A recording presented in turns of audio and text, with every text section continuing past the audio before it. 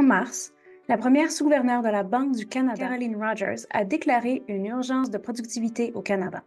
Malgré le fait qu'ils comptent parmi les travailleurs les plus instruits et les plus qualifiés du G7, les Canadiens se classent avant-dernier sur le plan de la valeur produite par heure travaillée. Alors, qu'est-ce qui est à l'origine de cette crise? En termes simples, le Canada n'attire pas les investissements privés nécessaires pour donner à ses travailleurs les bons outils pour suivre le rythme de nos pairs et des autres pays développés.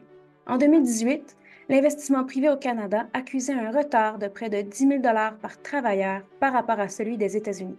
Dans ce contexte, le gouvernement Trudeau a décidé de nous rajouter des bâtons dans les roues, menaçant de ralentir encore davantage la croissance de la productivité.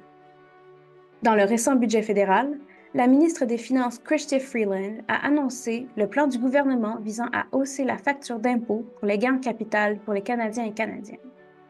Le gouvernement voudrait nous faire croire que seuls les ultra-riches seront touchés, mais ce n'est tout simplement pas vrai. Ce changement est une mauvaise nouvelle pour les travailleurs et travailleuses canadiens.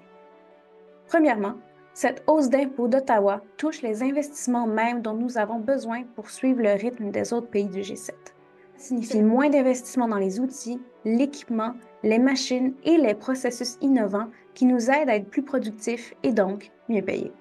Deuxièmement, augmenter les impôts dissuadera pour l'investissement en capital de risque dont nous avons besoin pour financer nos entreprises en démarrage. Investir dans une nouvelle entreprise est un risque financier important et des impôts plus lourds sur les gains en capital réduisent la récompense potentielle sans abaisser le dit niveau de risque.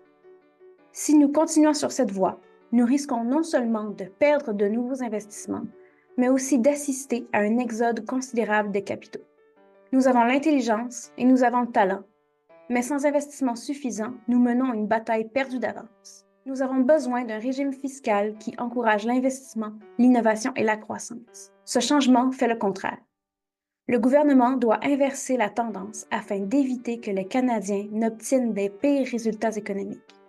Pour en savoir plus sur les finances publiques, rendez-vous sur iedm.org.